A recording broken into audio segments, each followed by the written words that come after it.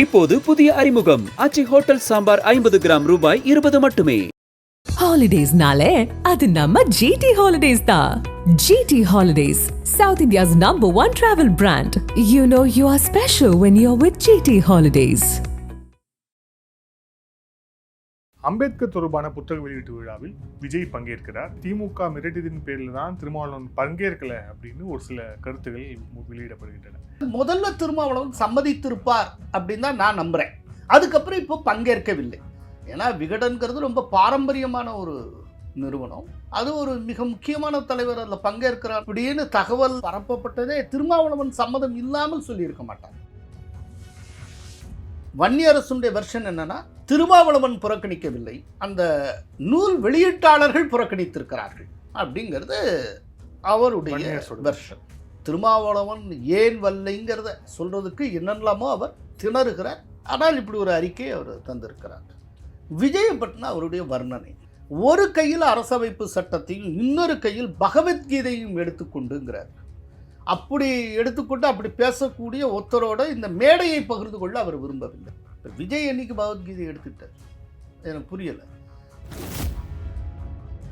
விடுதலை சிறுத்தைகள் கட்சிக்குள்ளேயே ஒரு கோஷ்டி பூசல் நடந்து கொண்டிருக்கிறது. 2 துணை பொதுச் செயலாளர்கள் 2 விதமான கருத்துக்களை முன்னெடுக்கிறார்கள். ஆதவ் அர்ஜுனாவுக்கும் வன்னியரசுக்கு இடையில ஒரு மோதல் போய் கொண்டிருக்கிறது. இது போகவே கூடாது அப்படின்னு சொல்லி இழுத்து பிடிச்சிருக்கிறது வன்னியரசு. இப்போ வன்னியரசுடைய பேச்சை கேட்டு இவர் போகலை அப்படின்னு இருக்கார். திருமாவளவன் உண்மையிலே 2 பொதுச் செயலாளர்களுக்கு இடையில் மாட்டிக்கொண்டு முழிக்கிறார். போகாதன் மூலம் தவறு செய்து விட்டேன் அப்படின்னு திருமாவளவன் ஒப்புக்கொள்ளுகிறார். அதுதான் போகாத அழுத்தம் வந்தது. அந்த அழுத்தம் வன்னியரசு மூலமா வருது, அது திமுக மூலமா வரலாம். ரைட்டா? அதுதான் சொல்றேன். விடுதலை சிறுத்தைகள் கட்சிக்குள்ளேயே இருக்கிற டிஎம்கே ரெப்ரசன்டேட்டிவ் வன்னியரசு. அதனால் வன்னியரசு திமுக இவற்றின் அழுத்தத்தின் காரணமாக திருமாவளவன் அரசியல் தப்பு கணக்கு போட தொடங்கி இருக்கிறார். திருமாவளவனே அந்த நிகழ்ச்சிக்கு போகக்கூடாது அப்படின்னு வன்னியரசு மூலியமா திமுக தடுத்து இருக்குன்னா, திமுகக்கு ஏன் அந்த கட்டாயம்? திமுக கூட்டணி கொஞ்சம் கொஞ்சமாக கலகலத்து வருகிறது. இந்த ஒரு இமேஜ் வந்துடக்கூடாதுங்கிறதுல டிஎம்கே ரொம்ப தெளிவாக இருக்கு. அதனால டிஎம்கே உண்மையிலேயே விஜயின் மூலமா தன்னுடைய கூட்டணிக்கு ஆபத்தோ என்று பயந்து இருக்கிறார். இல்ல, வன்னியரசு கட்சியில இருப்பார், நல்லா புரிஞ்சுக்கங்க, வன்னியரசு கட்சியில இருப்பார். ஆனால் அவரை கட்டுப்படுத்துகிற வேலையை அறிவாலயம் தான் மேற்கொள்ள முடியும். திருமாவளவுக்கு அவர் விஷயத்துல ரோலே கிடையாது. திருமாவளவன் வன்னியரசு மேல கையை வைக்க முடியாது. ஏன்னா டிஎம்கே கோபம் வந்துடும். வன்னியரசு மேல கையை வச்சா என்ன ஆகும்? விடுதலை சிறுத்தைகள் கட்சியை ஸ்பிளிட் ஆகலாம். வெர்டிகலா ஸ்பிளிட் ஆகும். வெர்டிகல் ஸ்பிளிட் வரும். ஆதவ் அர்ஜுன் திருமாவளவனுக்கு தேவைப்படுகிறார், வன்னியரசு திமுகவுக்கு தேவைப்படுகிறார். அவ்வளவுதான் சார் விஷயம். இவ்வளவு பேசினோட சாரம் இவ்வளவு இந்த ஒரு வரையில முடிஞ்சு போச்சு.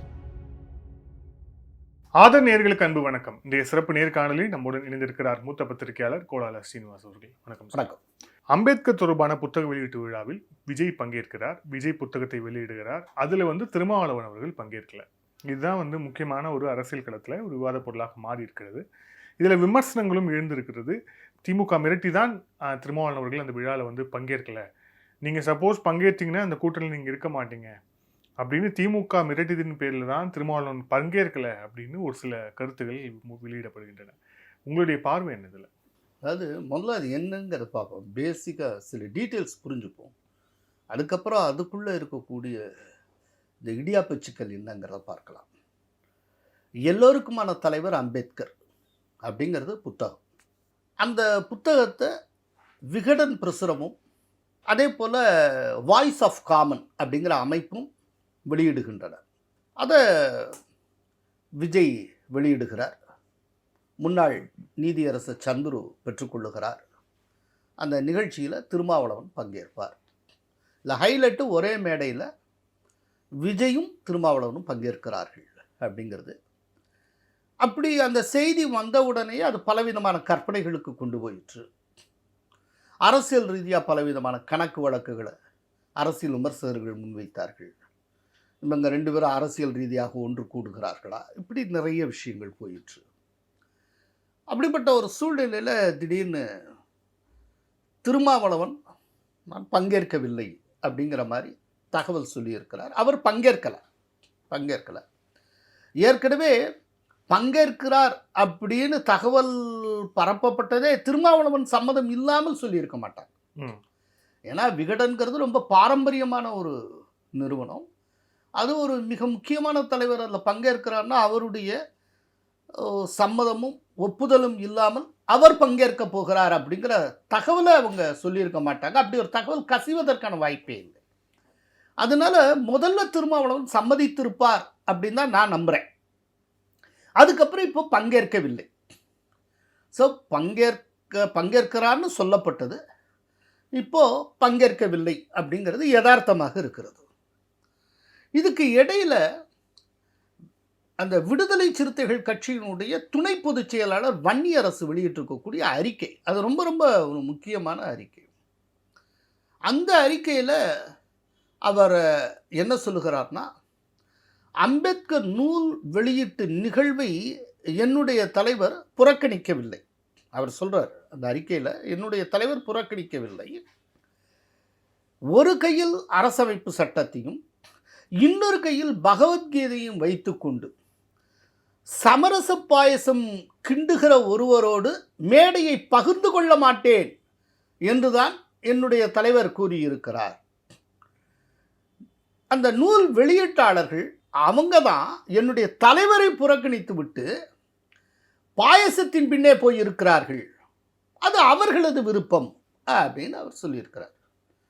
இப்போ வன்னியரசுடைய வெர்ஷன் என்னன்னா, திருமாவளவன் புறக்கணிக்கவில்லை, அந்த நூல் வெளியீட்டாளர்கள் புறக்கணித்திருக்கிறார்கள் அப்படிங்கிறது அவருடைய வெர்ஷன்.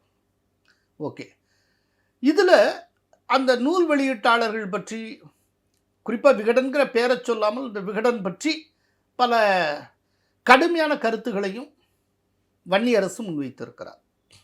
அம்பேத்கர் தந்த சட்டங்கள், விதிமுறைகள் இவற்றையெல்லாம் புறக்கணித்து விட்டு ஊடகவியலாளர்களை வேலையிலிருந்து நீக்கிய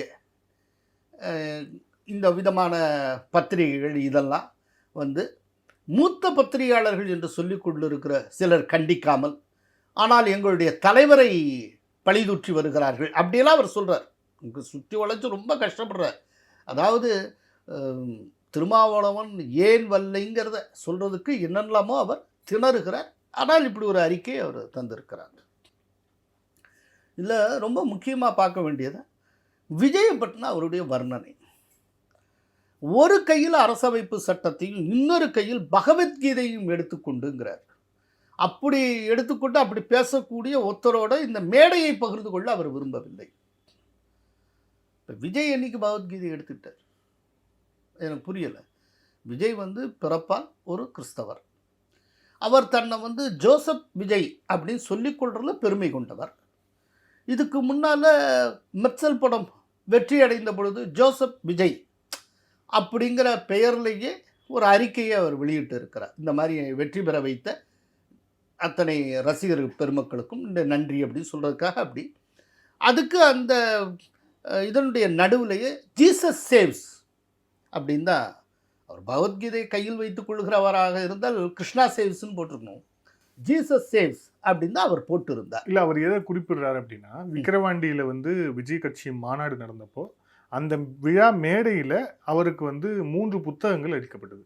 பகவத்கீதை, குரான், பைபிள் 3 புத்தகம் அளிக்கப்பட்டது. அதைத்தான் நான் சொல்றேன். அதை தான் வாங்கிட்டு அவர் போனார். அதை ரைட்டு. அப்படின்னா குரான் வாங்கியிருக்காருல்ல. அவர் மும்மதத்துக்கு உண்டானது. அவர் என்ன பண்றாரு, எல்லா மதத்தவருக்கும் நான் பொதுவானவன். ஏன்னா அவருடைய ரசிகர்கள் கிறிஸ்தவர்கள், இஸ்லாமியர் மட்டும் இல்லை, இந்துக்களும் உண்டு இல்லை. அரசியல் வந்துட்டாரு. அரசியல் வந்ததுக்கு அப்புறம் தானே இப்போ அவர் ஜோசப் விஜய்லாம் பேர் போட்டுக்கல, விஜய்னு வர்றாரு. இப்போ தன்னை விஜய்னு தானே முன்னிறுத்தி கொண்டு வருகிறார். அது அப்படிங்கிறப்ப சரி, இவ்வளோ தூரம் பகவத்கீதையை வாங்கிட்டு அந்த மாநாட்டில் போனார்ல, ஏன் பிள்ளையார் சதுர்த்திக்கு வாழ்த்து சொல்லலை? அதில் திமுக தலைமை மாதிரியே ஒரு நிலைப்பாட்டை அவர் ஏன் எடுத்தார்? ஆனால் ஆயுத பூஜைக்கு வாழ்த்து சொன்னார். சரி, பிள்ளையார் இது ஏன்னா அதுக்கு அவங்க ஜஸ்டிஃபை பண்ணுறதுக்கு, அதுதான் சொல்கிறேன், ஜஸ்டிஃபை பண்ணுறதுக்கு வேறு ஒரு கிரவுண்ட் இருக்குது. ஆயுத பூஜை அன்றைக்கி அது உழைப்பாளர்களுக்கானது. எந்திரங்களுக்கு பூஜை போடுவாங்க. இது நான் உழைப்பாளர்கள் பக்கம் இருக்கிறேன்னு சொல்லிக்கலாம். அதுக்காக ஆயுத பூஜைக்கு சொல்கிறது ரைட்டா? அப்படிங்கிறப்போ இவருக்கும் பகவத்கீதைக்குமான சம்பந்தம் என்ன? இவரே அந்த மாநாட்டில், நீங்கள் சொல்கிறீங்க மாநாட்டில் இந்த 3 இது, அந்த மாநாட்டிலே அவர் சொன்னார், கொள்கை எதிரின்னு யாரை சொன்னார்? அப்புறம் என்ன? விஜய்க்கும் பகவத்கீதைக்குமான சம்பந்தம் என்ன? ஒன்றுமே கிடையாது. உண்மையில் இப்படி எங்கேயா சம்பந்தம் வந்துடக்கூடாதுங்கிறத தான் விஜய் ரொம்ப கவனமாக இருப்பார். அப்போ அப்படிங்கிறப்ப சொல்லி முடிக்கிறேன். அப்படிங்கிறப்போ இதில் என்ன சம்பந்தம் இருக்குது? இதில் என்ன பிரச்சனை அப்படின்னா, இதில் வன்னியரசு விட்டுட்ட ஒரு விஷயம் ஒன்று இருக்குது. என்னன்னா, விஜயை விமர்சிக்கிறார். அந்த புத்தகத்தை வெளியிட்டு இருக்கக்கூடிய அந்த வெளியீட்டு அமைப்பை விமர்சிக்கிறார். விகடன் பிரசுரத்தை பெயர் சொல்லாமல் விமர்சிக்கிறார். இவ்வளவு விமர்சிக்கிற ஒருத்தர் அந்த புத்தகத்தை தொகுத்து தந்திருக்கக்கூடிய விசிகாவுடைய துணை பொதுச் செயலாளர் ஆதவ் அர்ஜுனா பற்றி எதுவும் பேச ரைட்டா? இதில் என்னன்னா, இப்போ ஆதவ் அர்ஜுனா தான் இந்த புக்கை தொகுத்து தந்திருக்கிறார். இப்போ ஆதவ் அர்ஜுனா தொகுத்து தந்திருக்கக்கூடிய இந்த புத்தக நிகழ்வுக்கு திருமாவளவன் வரவில்லை. இந்த புத்தக நிகழ்வுக்கு ஏன் வரவில்லை அப்படிங்கிறதுக்கான விளக்கத்தை வன்னியரசு சொல்லுகிறார். ரைட்டா? இப்போ வன்னியரசும் சரி, ஆதன் அர்ஜுனாவும் 2 பேரும் ஒரே கட்சியில் இருக்கிறவங்க. இப்போ இந்த அளவுக்கு அவர் வரலைன்னதுக்கு அப்புறம் இந்த நிகழ்ச்சியில் ஆதவ் அர்ஜுனா உடன்பாடே கொண்டிருக்க கூடாதுல்ல. ஏன்னா அவங்க தலைவரே வராத நிகழ்ச்சி. அவர் முதல்ல வர்றேன்னு தகவல் பரப்பினதுக்கு காரணமே இது வந்து அவங்க கட்சியை சேர்ந்த ஆதவ் அர்ஜுனா எழுந்த புக்கு அப்படிங்கிறதுக்காகத்தான் அவரும் சம்மதிச்சிருப்பார். ரைட்டா? ஆனால் அந்த மாதிரி எதுவும் நடக்கலை. அப்படின்னா உண்மையில் நான் நினைக்கிற ரொம்ப வேற விதமாக பார்க்குறேன். விடுதலை சிறுத்தைகள் கட்சிக்குள்ளேயே ஒரு கோஷ்டி பூசல் நடந்து கொண்டிருக்கிறது. 2 துணை பொதுச் செயலாளர்கள் 2 விதமான கருத்துக்களை முன்னெடுக்கிறார்கள். அவங்களுக்குள்ள முரண்பாடான கருத்துக்களை வச்சு ஆதவ் அர்ஜுனாவுக்கும் வன்னியரசுக்கு இடையில ஒரு மோதல் போய் கொண்டிருக்கிறது. இதில் ஆரம்பத்தில் என்ன ஏதுன்னு தெரியாமல் எப்படியோ திருமாவளவன் வந்து ஆதவ் அர்ஜுனா பேச்சை கேட்டு முதல்ல சம்மதித்து விட்டார். இது போகவே கூடாது அப்படின்னு சொல்லி இழுத்து பிடிச்சிருக்கிறது வன்னியரசு. இப்போ வன்னியரசுடைய பேச்சை கேட்டு இவர் போகலை அப்படின்னு இருக்கார். ஸோ இந்த திருமாவளவன் உண்மையில் 2 பொதுச் செயலாளர்களுக்கு இடையில் மாட்டிக்கொண்டு முழிக்கிறார் அப்படின்னு தான் நான் நினைக்கிறேன். இப்போது ஒரு உதாரணம் சொல்கிறேன். முன்னால் விஜயா மருத்துவமனைன்னு நினைக்கிறேன், அந்த இடத்துல உடல்நல குறைவினால் பாதிக்கப்பட்டு திருமாவளவன் அட்மிட் ஆகியிருந்தார். அப்போ எடப்பாடி பழனிசாமி அவரை நலம் விசாரித்தார். உடனே அதுக்கு அறிக்கை எங்கேருந்து வந்தது அப்படின்னா வன்னியரசுட்டேருந்து வந்தது. இதையெல்லாம் வைத்து கூட்டணி அது இதுன்னு யாரும் கற்பனைக்கு போக வேண்டாம், ஒரு நாள் இந்த கூட்டணியிலிருந்து வெளியே வரும், அதுக்கு இடமில்லை, வாய்ப்பே இல்லை, அப்படி இப்படி நிறைய சொல்லியிருந்தார். ஆக்சுவலாக சில நாட்கள் ஓய்வுக்கு பின்னால் திருமாவளவனே வெளியில் வந்துடுவார். அப்போது இந்த விதமான விளக்கத்தை திருமாவளவனே கொடுக்க முடியும். ஆனால் உடனடியாக பாஞ்சுக்கிட்டு எங்கே திமுகவுடைய கூட்டணிக்கு எதிரான ஒரு கருத்து நிலை பெற்று விடுமோ அப்படின்ட்டு வன்னியரசு வந்து அறிக்கை கொடுத்திருந்தார். உங்களுக்கு பார்த்தீங்கன்னா எப்போதெல்லாம் விடுதலை சிறுத்தைகள் தொடர்பான ஒரு விஷயம் அது திமுகவுக்கு எதிராக போகுது அப்படிங்கிற மாதிரி வருதோ அப்பெல்லாம் வன்னியரசுடைய குரல் தான் ஒலிக்கும். அந்த இடத்துல திருமாவளவனே பேச மாட்டார். உண்மையை சொல்கிறதுனா வன்னியரசு வந்து விடுதலை சிறுத்தைகள் கட்சிக்குள்ளே இருக்கக்கூடிய திமுகவுக்கான ஒரு போர்வாள் அப்படி ஒன்று அவங்க உருவாக்கியிருக்க. ஒவ்வொரு கட்சியிலும் அந்த மாதிரி வச்சுருப்பாங்க. இப்போ காங்கிரஸ் கட்சிக்குள்ளே திமுகவுடைய போர்வாளை பீட்டர் அல்ஃபோன்ஸ் இருப்பார்.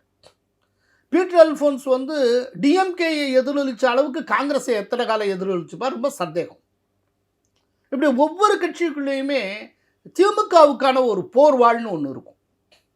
அதே போல் இந்த விடுதலை சிறுத்தைகள் கட்சிக்குள்ளே இருக்கக்கூடிய திமுகவின் போர்வாள் இல்லாட்டி திமுகவுடைய வாய்ஸ் அது வந்து வன்னியரசு. எப்பெல்லாம் அந்த கட்சிக்கு எதிராக திரும்பும், அதாவது எப்பெல்லாம் அந்த விடுதலை சிறுத்தை கட்சிக்கும் திமுகவுக்கு இடையிலான உறவு தொடர்பாக சந்தேகம் எழுகிறதோ, எந்தெந்த சந்தர்ப்பத்தில். அந்த டயத்தில் வன்னியரசு டக்குன்னு ஒரு வாய்ஸ் ஓவர் ஒன்று கொடுப்பார். அந்த சந்தேகத்தை நிவர்த்தி செய்யக்கூடிய ஒரு மாமருந்து ஒன்றை அவர் அப்படியே பூசி, தைலம் பூசி தடவை வச்சு, இல்லை இந்த கூட்டணி தொடர்கிறது அப்படிங்கிறத உறுதி செய்வார். இதை உறுதி செய்யக்கூடிய பணி தலைவங்கிற முறையில் திருமாவளவனுடையது. ஆனால் முழுக்க முழுக்க இந்த ஒர்க்கை கையில் எடுத்திருக்கிறது வன்னியரசு. ஸோ டிஎம்கே ஒரு மிகப்பெரிய கட்சி, ஆளுங்கட்சி வேறு. அதனால் திமுகவுடைய ஆதரவு, அந்த ஆதரவோட வன்னியரசு கிட்டத்தட்ட திருமாவளவனை டாமினேட் பண்ணி கொண்டு இருக்கிறார். இல்லாட்டி திருமாவளவனை விஞ்சி கொண்டு, அவரை விஞ்சி வளர்ந்து கொண்டு இருக்கிறாரோ, ஒரு தன்னை பெரிய அளவில் ப்ரொஜெக்ட் பண்ணிக்கிட்டு இருக்காரோ அப்படின்னு தோணுது. அதனால இது வந்து விடுதலை சிறுத்தைகள் கட்சிக்குள்ளேயே இருக்கிற ஒரு மோதல், 2 துணை பொதுச் செயலாளர்களுக்கு இடையில் இருக்கிற மோதல், அந்த கட்சிக்குள்ளிருந்து வெளிப்படக்கூடிய 2 விதமான கருத்துகளின் மோதல். ஒரு கருத்து டிஎம்கேயோட இப்போ இருக்கிற மாதிரி இருக்கணும். அந்த பிளாக்கினுடைய ரெப்ரசன்டேட்டிவ், தலைமை ரெப்ரசன்டேட்டிவ் யாருன்னா வன்னியரசு. இன்னொரு குரல் இருந்தது போதும், இப்போ நம்ம வெளியில் வந்தாகணும், இதுக்கு மேலேயும் திமுகவுக்கு துணை நிற்கக்கூடாது, நாம் ஒரு முக்கியமான கட்சியாக வெளியில் வந்திருக்கோம், நம்முடைய பலம் என்னங்கிறத காட்டி ஆகணும், இந்த டயத்தில் ஒரு புதிய குரலாக வந்து இருக்கக்கூடிய விஜய் பக்கம் நம்ம இருக்கலாம், தப்பு இல்லை அப்படின்னு ஒரு புதுக்குரல் ஒன்று ஒலிக்குது. அதுவும் கட்சிக்குள்ளே இருந்து தான், எங்கே இருந்தோ இல்லை. அது வந்து ஆதவ அர்ஜுனா குரல்.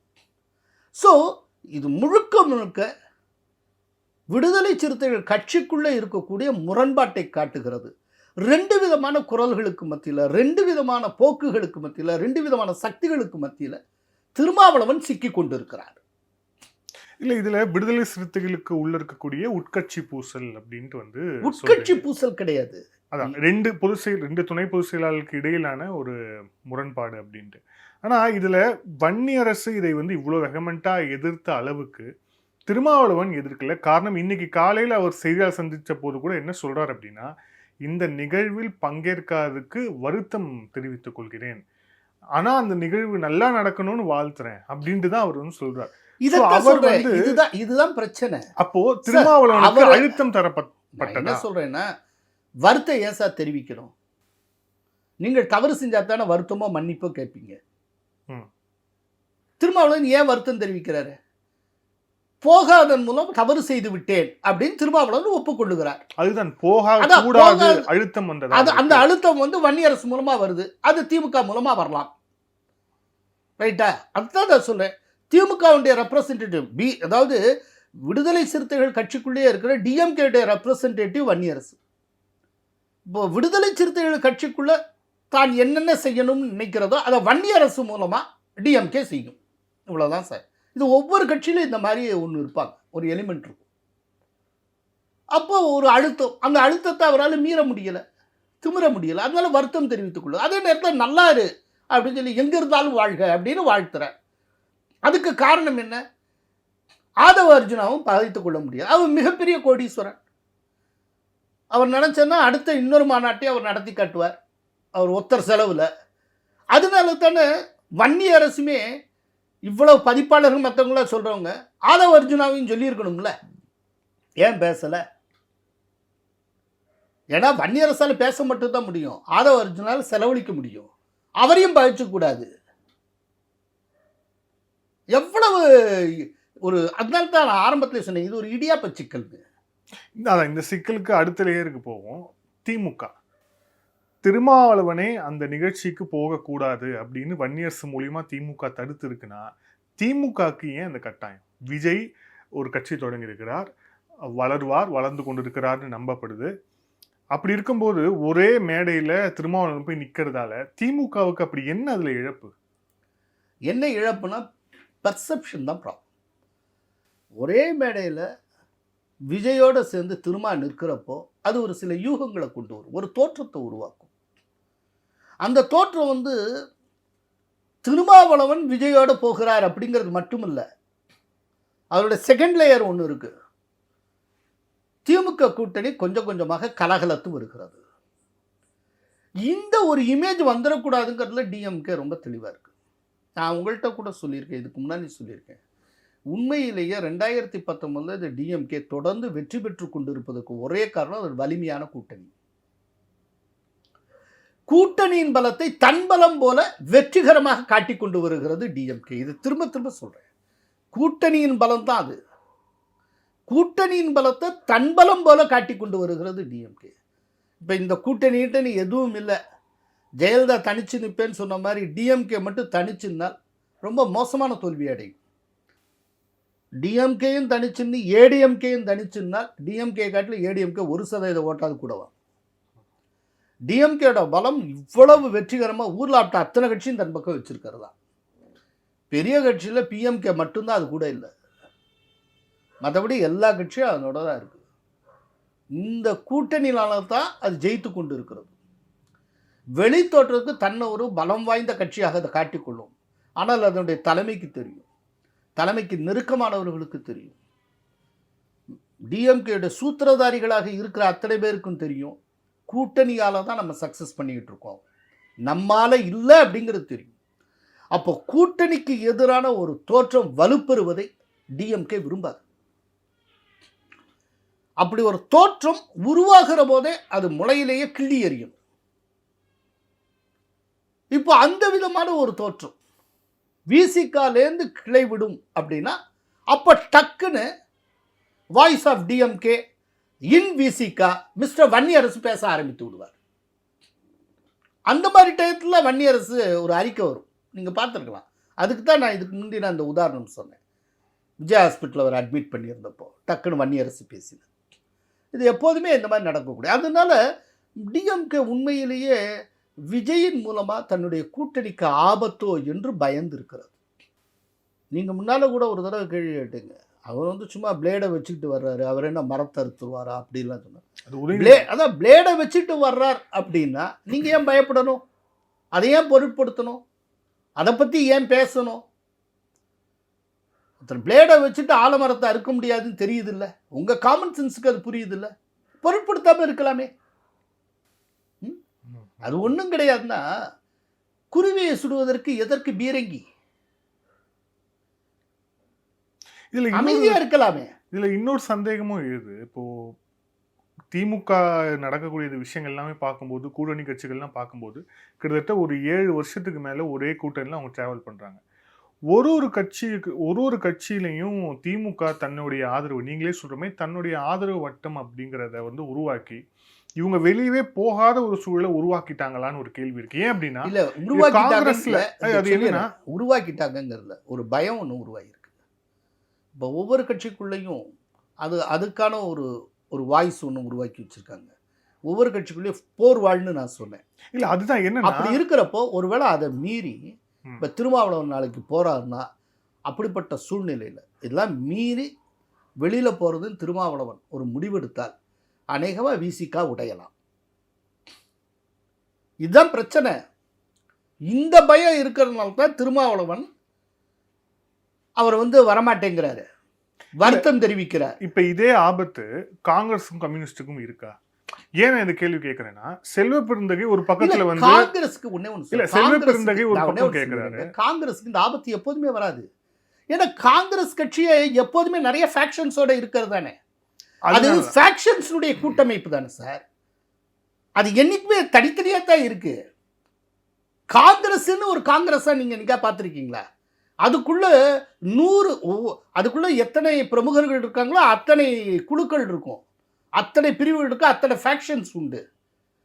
காங்கிரஸ் என்பது எப்போதுமே ஃபேக்ஷன்ஸினுடைய கூட்டமைப்பு தான். அதனால இதுக்கு மேலே காங்கிரஸை உடைக்கிறதுக்கு ஒன்றுமே கிடையாது. இல்லை அதுதான் செல்வ பெருந்தகை என்ன சொல்லுவார், எங்களுக்கு வந்து உள்ளாட்சி தேர்தல் வந்துச்சுன்னா எங்களுக்கு சீட்டு ஜாஸ்தி வேணும் அப்படின்னுவார். உடனே வந்து ஈவி.கே. இளங்கோவன் அதெல்லாம் வேண்டாம், எங்களுக்கு ஏற்கனவே திமுக நல்லா கொடுக்குதுன்னு. இன்னொரு பக்கம் சவுந்தரராஜன் வந்து சாம்சனுக்கு வந்து ப்ரொட்டஸ்ட்டுக்கு போய் முன்னாடி நிற்பார். அப்புறம் கே. பாலகிருஷ்ணன் அதெல்லாம் இல்லை நல்லா நடக்குது அப்படின்னுவார். ஸோ இங்கே ஆதவர்ஜுன் யாராவது பிரச்சனை பண்ணார்னா வன்னியர் சொல்லுவார். ஸோ எல்லா லேயர்லையும் எல்லா கட்சியிலையும் திமுக இந்த மாதிரியான செட்டப்பை உருவாக்கியிருக்காங்களா? அது இதில் வந்து ஒரு விஷயங்க, எல்லாத்துக்கும் ஒரு லிமிட்டேஷன் உண்டு. இதே போல் டிஎம்கே எல்லாத்துலேயும் உருவாக்கிடவும் முடியாது. சில சித்தாந்தம் சார்ந்த தேசிய கட்சிகளை உருவாக்குறது கஷ்டம். இப்போ ஒரு உதாரணம் சொல்கிறேன். இப்படி ஒன்று மார்க்சிஸ்ட் கம்யூனிஸ்ட் கட்சியில் அவங்க உருவாக்குறாங்கன்னு வச்சுப்போம் ஒன்று. அப்போது ஒரு ஸ்டேஜில் மார்க்சிஸ்ட் கம்யூனிஸ்ட் கட்சியுடைய பொலிட் பீரோவும் தலைமை என்ன முடிவு எடுக்குதோ அதுக்கு நேர் எதிராக ஒருத்தர் செயல்பட்டால் ரொம்ப தீவிரமாக செயல்பட்டால் தூக்கி எறிஞ்சிட்டு போயிட்டே இருப்பாங்க. அவரால் தனியாக இன்னொரு கட்சி இன்னொரு கம்யூனிஸ்ட் கட்சியெல்லாம் ஆரம்பித்து ஒன்றும் செய்ய முடியாது. வேணால் டிஎம்கேல போய் சேர்ந்துக்கலாம். இதே போல் இதுக்கு முன்னால் பல கதையெல்லாம் நடந்திருக்கு. முன்னால் மாநில தலைவராக இருந்தவர் மாணிக்கம்னு பேர். அவரே அந்த கம்யூனிஸ்ட் கட்சியிலேருந்து நீக்கப்பட்டார். நீக்கப்பட்டதுக்கப்புறம் அவர் காணாமலே போயிட்டார். ஒரு இந்த விதமான ரொம்ப தீவிரமான சித்தாந்தம் சார்ந்த தேசிய கட்சிகள் இருக்குல்ல, அதில் ஒரு எல்லைக்கு மேலெலாம் நீங்கள் உங்களுக்கான ஒரு ஆட்கள்லாம் உருவாக்க முடியாது. என்னென்னா ஒரு அளவுக்கு ரெசிஸ்ட் பண்ணுவாங்க, அப்படி இல்லை அதோடு சேர்ந்து போயிடுவாங்க, இல்லாட்டா அவர் தனியாக ஒதுங்கிக்கிறார். இவ்வளவுதான் நடக்கும். மாநில கட்சிகளில் தான் இந்த வேலையெல்லாம் பார்க்க முடியும். இதில் அவங்களுக்கு சௌரியமானது காங்கிரஸ் தான் சார். காங்கிரஸில் எப்போதுமே ஒரு ஒரு ப்ரோ டிஎம்கே கேம்புன்னு ஆல்ரெடி இருக்கும். நீங்கள் உருவாக்கணுங்கிற அவசியம் இல்லை. ப்ரோ ஏடிஎம்கே கேம்ப்பு கூட இருக்கும். இப்படி அது எல்லாத்துக்கும் முகம் கொடுக்கக்கூடிய பல்வேறு குரூப்ஸ் எல்லாம் இருக்கும். இது தவிர்த்து இன்னும் பலவிதமான குரூப்பிசம் இருக்கும். இதில் யார் எந்த குரூப்பை சேர்ந்தவங்கிறத ஐடென்டிஃபை பண்ணுறதுக்கு வெளியிலேருந்து வர்றவங்களுக்கு கொஞ்சம் கஷ்டமாக இருக்கும். நிறைய அதில் குழுக்கள் இருக்கும், ஃபேக்ஷன்ஸ் இருக்கும். அதனால காங்கிரஸ் என்பதே ஒரு ஆர்கனைசேஷன் ஆஃப் ஃபேக்ஷன்ஸ் தான். அதில் இதுக்கு மேலேயும் காங்கிரஸில் உடைக்கிறதுக்கு ஒன்றுமே இல்லை, முடியாது. இல்லை, இன்னொரு விஷயம், இந்த கூட்டத்தில் திருமாவளவன் அவர்கள் பங்கேற்கல அப்படிங்கிற ஒரு விஷயம் இருந்தாலும் கூட ஆதவ் அர்ஜுன் திருமாவளவன் விலகினா கூட ஆதவ் அர்ஜுனும் அதுலேருந்து விலகலை. அந்த ஃபங்க்ஷனோட தான் அப்படியே தான் அதில் ஸ்டிக் ஆன் பண்ணி அப்படியே இருக்கார் அப்படிங்கிறத பார்க்குறோம். திருமாவளவன் அவர்கள் ஒருவேளை விஜய்க்கு நம்மளுடைய வாக்குகள், அதாவது அவர் சார்ந்த அந்த சமூக இளைஞர்கள் அவர் பின்னாடி போயிடுவாங்களோ, நம்ம அதுக்கு நாமளே வழிவகை செய்கிற மாதிரி ஆயிடுமோ அப்படிங்கிற ஒரு பயம் இருக்குமா? ஏன் அப்படின்னா ரொம்ப சமீபத்தில் ஒரு செய்தியும் வந்தது. இதே விக்கிரவாண்டியில் இல்லை வட மாவட்டத்தில் ஏதோ ஒரு தொகுதியில் விஜய் போட்டியிடக்கூடும், வட மாவட்டத்தில் விஜய் போட்டியிடக்கூடும், விஜயகாந்த் ஒரு பாணியிலேயே வட மாவட்டங்களில் ஏதோ ஒன்று தொகுதியில் போட்டியிடக்கூடும் அப்படிங்கிற தகவலும் வந்தது. அப்படிங்கிறதால நாமளே விஜய்க்கு அப்படி ஒரு பிளாட்ஃபார்ம் நம்ம அமைச்சு கொடுத்துருவோமோ, நம்மளுடைய ஓட் பேங்க்லேருந்து எடுத்துக்கிறதுக்கு இருக்குமோ அப்படின்னு திருமாவளவன் யோசிக்க கூடுமா? இப்போ திருமாவளவன் போகலன்னா விஜய்க்கு அந்த சப்போர்ட் பேஸே இல்லாமல் போயிடுமா? இப்போ திருமாவளவன் இதில் பங்கேற்கலை சார். இப்போது இன்றைக்கி அவர் பங்கேற்கலை. ஸோ இனிமேல் வட மாவட்டத்தில் விஜய் ஒன்றுமே செயல்பட முடியாதா? அந்த விஜயனுடைய அந்த கோர் ரசிகர்கள், குறிப்பாக அந்த தலித் சமூகத்தை சார்ந்தவர்கள், குறிப்பாக திருமாவளவனுடைய சமூகத்தை சார்ந்த யார் வரமாட்டாங்கன்னு அர்த்தமா? இப்படியெல்லாம் நீங்கள் போகாமல் இருக்கிறது மூலமாக அதை தடுத்து நிறுத்த முடியுமாங்க? இது ரொம்ப ஒரு சைல்டிஷான ஒரு விஷயம் நான் நினைக்கிறேன். அப்படிலாம் அதுதான் திருமாவளவனுடைய நோக்கமாக இருந்தால் அதெல்லாம் ஒன்றுமே ஆகாது. ஒரு விஷயங்க, அதாவது விக்கிரவாண்டியில் மாநாடு நடக்குது, விஜயினுடைய மாநாடு நடக்குது. வந்திருக்குங்க பெரும்பாலும் வட மாவட்டங்கள்லேருந்து வந்த ஒரு குறிப்பிட்ட தலித் சமூக மக்கள், அது குறிப்பாக இளைஞர்கள் குவிஞ்சிருக்காங்க. அதை பார்த்துட்டு ஒரு நிருபர் கேட்குறாரு, இது விஜய் மாநாடா விடுதலை சிறுத்தைகள் மாநாடா அப்படின்னு. அந்த அளவுக்கு ஒரு பெரிய ஆதரவு அந்த சமூகத்து மக்கள் மத்தியில் விஜய்க்கு இருக்குது. ஆமாம், அப்படிங்கிறப்போ இவர் போகாமல் இருக்கிற மூலமாக அந்த ஆதரவை எப்படி தடுத்துட முடியும்? ஆக்சுவலாக போகிறது தான் புத்திசாலித்தனமாக இருந்திருக்கும். அப்படி போய் அவங்க கூடவே ட்ராவல் பண்ணுறது மூலமாக தன்னை விட்டு போகக்கூடிய வாக்குகளை திரும்ப தன் பக்கமே கொண்டு வர முடியும். நீங்கள் எதிர்நீச்சல் போடுறப்ப தான் நீங்கள் காணாமல் போவீங்க. அதனால் வன்னி அரசு, திமுக இவற்றின் அழுத்தத்தின் காரணமாக திருமாவளவன் அரசியல் தப்பு கணக்கு போட தொடங்கி இருக்கிறார். அப்படித்தான் நான் பார்க்குறேன். இதில் இப்போது திருமாவளவன் அவர்கள் எவ்வளோ இந்த ஃபங்க்ஷனில் பங்கேற்கலை அப்படிங்கிற விமர்சனமோ, ஆதவ் அர்ஜுன் அவருக்கு அவர் ஒரு திமுக ஒரு கம்பெனிக்கு ஒர்க் பண்ணி பெண்ணுங்கிற ஒரு நிறுவனத்தில் ஒரு முக்கியமான பொறுப்பில் இருந்துட்டு ஒர்க் பண்ணிட்டு வராரு. அவர் விடுதலை சிறுத்தைகளை வராரு. 24 நாடாளுமன்ற தேர்தலில் அவருக்கும் சேர்த்து தான் திமுக சீட்டு கேட்குது. ஆனால் 2 சீட்டோட திமுக அவர் அப்படியே திமுக விசிகாவே அப்படியே கண்டெயின் பண்ணுறாங்க. அவருக்கு ஒரு பொலிட்டிக்கல் ஆம்பிஷன் இருக்குது. அவர் விஜயை நோக்கி நகர்றாரு. விஜய் கொஞ்சம் க்ளோஸாக போகிறாரு. அவர் கூப்பிட்ற விழாவுக்கு விஜய் வராரு. விசிகா ஆனால் சமீப நாட்களாக ஆதவ் அர்ஜுனுடைய சொந்த கருத்து, அதுக்கும் எங்களுக்கும் சம்மந்தம் இல்லைங்கிற ஸ்டேஜில் போகிறாங்க. இப்போ ஆதவ் அர்ஜுன் வேறு மாதிரி யோசிக்க கூடுமா?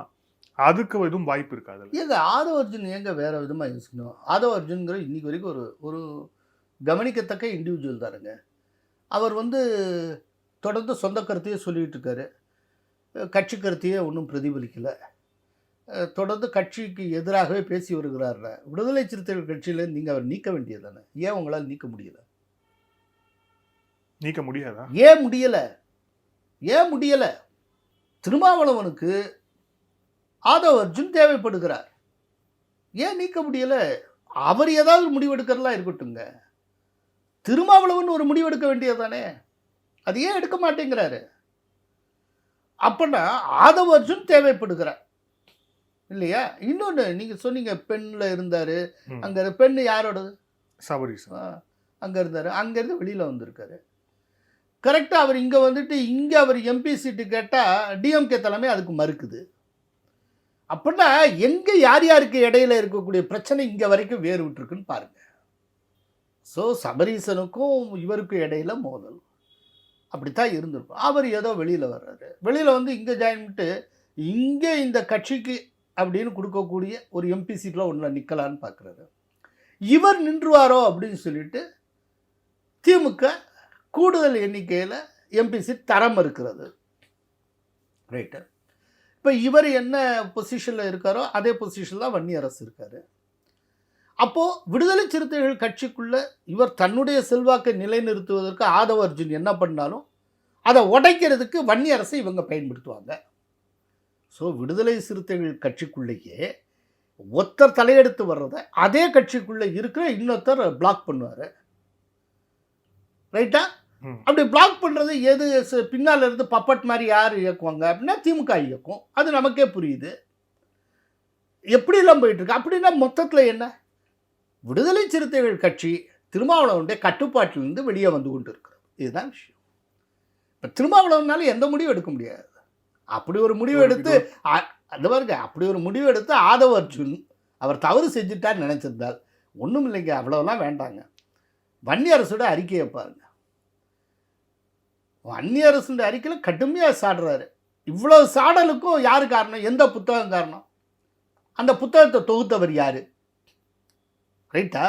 அப்படிங்கிறப்போ அவர் எதுக்கு தொடர்ந்து ஏதோ சர்ச்சைக்குரிய விஷயமாகவே பண்ணிக்கிட்டு இருக்காரு. தந்தி டிவியில் இவங்க அசோக் வருஷனுக்கு கொடுத்த இன்டர்வியூவில் ஆதவ அர்ஜுன் சர்ச்சைக்குரிய விதத்தில் பேசினார். ஆட்சியில் பங்குங்கிறதுலாம் பேசியிருக்காரு.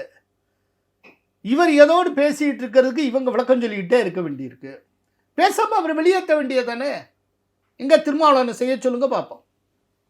ஏன் சார் முடியலை? அதான் நான் ஆரம்பத்திலே சொன்னேன், விடுதலை சிறுத்தைகள் கட்சிக்குள்ளேயே இரண்டு முரண்பட்ட சக்திகள் தீவிரமாக இயங்கி கொண்டு இருக்கின்றது. ரைட்டா? இதில் திருமாவளவன் மாட்டிக்கொண்டு இருக்கிறார்.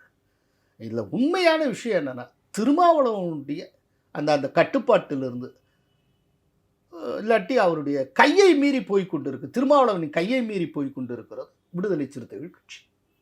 இல்லை, அதுதான் இப்போ வன்னியரசையும் கட்டுப்படுத்த முடியாது, ஆதவ அர்ஜுனையும் நீக்க முடியாது. இல்லை, வன்னியரசு கட்சியில் இருப்பார், நல்லா புரிஞ்சுக்கங்க. வன்னியரசு கட்சியில் இருப்பார், ஆனால் அவரை கட்டுப்படுத்துகிற வேலையை அறிவாலயம் தான் மேற்கொள்ள முடியும். திருமாவளவுக்கு அவர் விஷயத்தில் ரோலே கிடையாது. திருமாவளவன் வன்னியரசு மேலே கையை வைக்க முடியாது, ஏன்னா டிஎம்கே கோவம் வந்துடும். இது வரைக்கும் தமிழக அதுதான் சார் சொல்றேன், இதுதாங்க சொல்றேன். அதெல்லாம் தான் அவருடைய கை மீறி போயிட்டு இருக்குன்னு.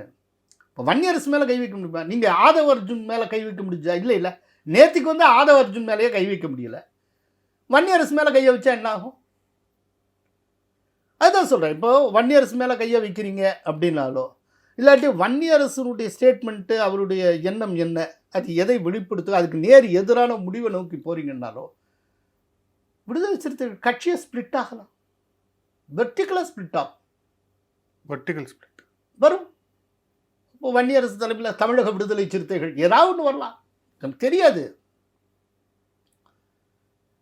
இப்போ இது உண்மையிலேயே திருமாவளவனுக்கு உடன்பாடாக இருக்குது. இவர் போகலை, இவர் போகக்கூடாதுன்னு நினச்சிருக்காரு. இது அந்த வெளியீட்டாளர்கள் தவறு செஞ்சுருக்காங்க. இவர் பகவத்கீதை இதை வச்சு சமரச பாயசத்தை கிண்டிக்கிட்டு இருக்காரு. இது எல்லாமே திருமாவளவன் உணர்ந்திருந்தால் திருமாவளவனே அறிக்கை விட்டுருக்க வேண்டியதானுங்க. வன்னியரசு எங்கே அறிக்கை விடுறாரு? அந்த நிகழ்ச்சிக்கு போறதில்லைங்கிற முடிவை திருமாவளவன் எடுத்தார்னு தானே சொல்லப்படுது. அப்படித்தானே? எடுத்தவரே அறிக்கை விட வேண்டியதுதான். முடிவை எடுத்தவரே அறிக்கையை வெளியிட்டிருக்கலாமே. ஒவ்வொரு தடவையும் டிஎம்கேக்கு நெருடலான விஷயம் விடுதலை சிறுத்தைகள் கட்சியிலேருந்து வருகிற போதெல்லாம் அறிக்கையும் வன்னியரசு மூலமாகவே வந்து கொண்டிருக்கிறதே, அது ஏன்கிறதான் கேள்வி. இல்லை இதில் என்னன்னா, நமக்கு ஒரு பெரிய ஒரு பொலிட்டிக்கல் ஆம்பிஷன் இருக்குது அப்படிங்கிற போது நாம் எதுக்கு இந்த தலைவில் சிக்குவானே, நாம் ஏன் விஜய் கட்சியில் போய் இணையக்கூடாதுன்னு ஆதவர்ஜுன் யோசிக்க மாட்டாரா? நீங்கள் ஆதவர்ஜுன் ஆங்கிளில் பார்க்குறீங்க. ஆக்சுவலாக ஆதவர்ஜுனுக்கு நிறைய பணம் இருக்குது. ஆக்சுவலாக பணங்கிறதா அவருக்கான ரொம்ப முக்கியமான ஒரு பெரிய அட்ராக்ஷன். அதை தாண்டி அவருக்கு இயற்கையாகவே அரசியல் ஈடுபாடு இருக்குது. ஒரு சித்தாந்த தேர்ச்சி அவர்கிட்ட இருக்குது. அதெல்லாம் இல்லைன்னு நம்ம சொல்ல முடியாது. அவர் பேசுகிறப்போ வெளிப்படுது. அவர் கொடுத்துருக்க இன்டர்வியூஸ் எல்லாத்துலேயுமே அவர் நிறைய படிக்கக்கூடியவர்னு தெரியுது. அவர் நம்மளால் அசஸ் பண்ண முடியுது. அப்படிப்பட்டவர் ஒருவேளை வேண்டான்னு நினச்சி விஜயில் போய் சேரணும்னா அதுக்கு இவ்வளோ காலம் அவர் வெயிட் பண்ணியிருக்கவே மாட்டார். அவரும் இந்த ஒரு தலித் சம்பந்தப்பட்ட எஸ்டாப்ளிஷ்டு பார்ட்டி ஒன்றில் எஸ்டாப்ளிஷ் ஆகணும்னு பார்க்குறாரு. அதனால அவருக்கு வெளியேறணுங்கிற ஒரு ஆசை இருக்கிற மாதிரி இருப்பல. அப்படி இருந்தால் ஒரு நிமிஷத்தில் அவரால் செயல்படுத்திட முடியும். ஸோ அந்த கட்சிக்குள்ளே இருக்கணும், அது கட்சிக்குள்ளே இருந்து அது சார்ந்த ஒரு ஆதரவு வட்டம், அது சார்ந்த ஒரு ஆதரவை நம்ம பெறணும், அதுக்கப்புறம் நம்ம முடிவு எடுத்துக்கலாம் அப்படின்னு அவர் நினைச்சார். ஏன்னா அந்த விடுதலை சிறுத்தைகள் இல்லை அப்போ கூட ஆதரவு வட்டம் பிறகு அதுக்கப்புறம் முடிவு எடுத்துக்கலாம். திரும்ப வெளியில் போகிறத பற்றியே தான் நீங்கள் பேசிகிட்டு இருக்கீங்க. தொடரலாம். எனக்கு அவர் அர்ஜுன் வெளியில் போவார், ஆதவ் அர்ஜுன் வெளியில் போவார்லாம் தோணலை. இல்லை ஏன் இந்த கேள்வி அப்படின்னா, விடுதலை சிறுத்தைகளுடைய இந்த மாநாடு, அந்த மகளிர் உடைப்பு மாநாடுல யாருக்குமே, அதாவது அவங்க கட்சியில் ரொம்ப நாளாக இருக்கிறவர் சிந்தனை செல்வன் இருக்கிறாரு, பாலாஜி இருக்கிறார், சட்டமன்ற உறுப்பினர் நிறைய பேர் இருக்கிறாங்க, சீனியர் லீடர்ஸ் எவ்வளவோ பேர் இருக்காங்க கட்சிக்குள்ளேயே. ஆனால் அந்த ஆதரவாளர்கள் அந்த கூட்டத்தில் யாருக்கு ஒரு பெரிய அப்ளாஸு அப்படி கிடச்சிதுன்னா திருமாவளவனுக்கு அடுத்தபடியாக ஆதவ் அர்ஜுனுக்கு தான் அது கிடைக்குது. இது எல்லாரும் ஒரு கண்ணை உறுத்தக்கூடிய ஒரு விஷயமாகவும் இருக்கலாம். அது அவங்களுக்கான பொறாமையை அதை தூண்டி இருக்கலாம். இன்னொன்று, அவர்கள் யார்ட்டுமே இல்லாத ஒன்று ஆதவ் அர்ஜுன்ட்டு இருக்குது. கோடிக்கணக்கான பணம் இருக்குல்ல, அது ரொம்ப முக்கியம். இன்னொன்று, எல்லா இங்கே இருக்கக்கூடிய நீங்கள் பெயர்கள் பல பேர் சொன்னீங்க, அவங்க அத்தனை பேரை கேட்டால் தன்னை வெளிப்படுத்துவதில் ஒரு சிறப்பான நிபுணராக ஆதவ் அர்ஜுன் இருக்கிறார். அதான் நான் சொன்னேன், நிறையா வாசிக்கிறார், சித்தாந்த தேர்ச்சி நன்றாக இருக்கிறது. அவருக்கு அரசியலில் இயற்கையாகவே ஈடுபாடு இருக்குது. பணம் இருக்குங்கிறதுனாலே அரசியலுக்கு வந்துடல. உண்மையிலே பணத்தை பெருக்கணும்னு ஆசைப்படுற எந்த பணக்காரனும் முடிஞ்ச வரைக்கும் அரசியலுக்கு வராமல் இருக்கத்தான் பார்ப்பாங்க.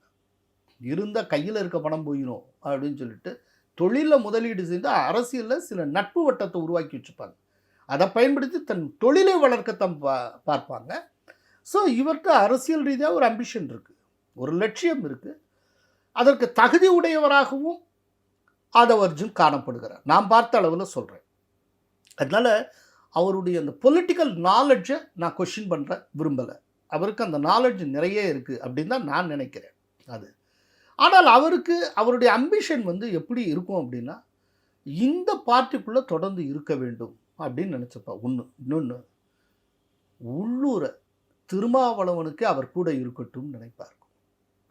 ஏன்னா இன்னைக்கு தேதியில் ஆதவ் அர்ஜுன் மட்டும் வெளியில் போயிட்டார் அப்படின்னா கிட்டத்தட்ட திருமாவளவன் வன்னியரசுடைய கைப்பாவை ஆகிவிடுவார். வன்னியரசு இழுத்தெழுப்புக்கெல்லாம் அவர் செவிசாய்க்க வேண்டிய ஒரு கட்டாயம். இப்போது வன்னியரசு ஒரு பவர் சென்டர் மாதிரி வளர்ந்துக்கிட்டு இருக்கார் அப்படின்னா அதுக்கு ஈக்குவலாக இன்னொரு துருவம் அங்கே இருக்கணும், ஒரு பவர் சென்டர். அப்படின்னா தான் பேலன்ஸ் ஆஃப் பவரை மெயின்டைன் பண்ண முடியும். ஸோ இது ஜியோ பாலிட்டிக்ஸ் மட்டும் இல்லை, கட்சிக்கும் தான், கட்சி உள்கட்சி விவகாரத்துக்கும் இந்த மாதிரிலாம் உண்டு. ஸோ அப்போது வன்னியரசுங்கிற ஒரு பவர் சென்டரை ஆஃப்செட் பண்ணணும்னா ஆதவ் அர்ஜுன்கிற இன்னொரு பவர் சென்டர் இருக்கிறது நல்லது. இந்த பவர் சென்டர் இல்லைன்னு வச்சுப்போம், திருமாவளவனுடைய ப்ரெஷர், அவர் மீதான ப்ரெஷர் எப்படி இருக்குங்கிறத கொஞ்சம் யோசிச்சு பாருங்கள். அதனால திருமாவளவனே அவர் இருக்கட்டும் தான் ஆசைப்படுவார். அதனால தான் நான் சொல்கிறேன், அதனால தான் ஆதவ் அர்ஜுன் மேலே நடவடிக்கை எடுக்கிறது இல்லை.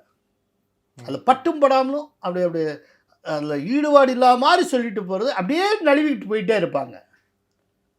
ஆனால் நடவடிக்கைங்கிற பேரில் ஒன்றுமே அவருக்கு எதிராக பாயாது.